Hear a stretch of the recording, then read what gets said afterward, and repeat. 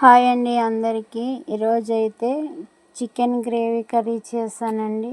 మీరు కూడా ఈ వీడియో స్కిప్ చేయకుండా లాస్ట్ వరకు చూసేయండి. ఈ చికెన్ వచ్చేసి పారం చికెన్ అండి. ఇదైతే నాటుకోడి చికెన్లా ఉంటుంది. మీరు కూడా ఇలా ట్రై చేయండి. ఏ విధంగా చేశానో చూసేయండి.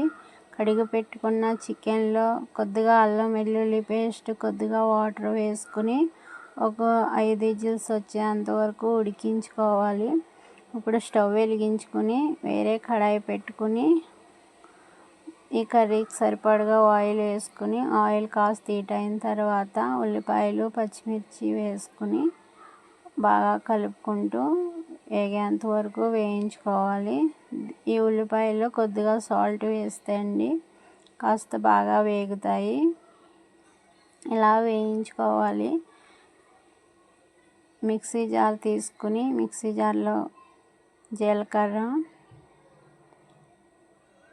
గసగసాలు, ఒక 4 లవంగాలు, కొద్దిగా వెల్లుల్లి రెబ్బలు, అలాగే కట్ చేసి పెట్టుకున్న అల్లం, ధనియాలు వేసుకుని ఇది మెత్తగా అవ్వేంత వరకు మిక్సీ పట్టుకోవాలి. ఇలా గోల్డెన్ కలర్ వచ్చేంత వరకు వేయించుకున్న తర్వాత ఈ మిక్సీ పట్టుకున్న మసాలా అయితే వేసుకుని పచ్చివాసన పోయేంత వరకు వేయించుకోవాలండి. మీరు కూడా ఈ పారం కోడి చికెన్ ఎప్పుడు ట్రై చేయకపోతే ఇలా ట్రై చేయండి. చాలా టేస్ట్ బాగుంటుంది. దాంట్లో తగినంత పసుపు, చికెన్ కర్రీలో అయితే కారం కాస్త పడుతుందండి. అలాగే 2 టేబుల్ స్పూన్ల వరకు కారం వేసుకున్నానండి. ఇది బాగా కలుపుకొని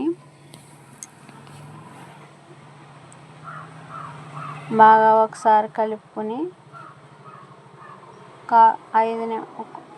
కాస్త వేగిన తర్వాత కొద్దిగా వాటర్ వేసుకోవాలండి.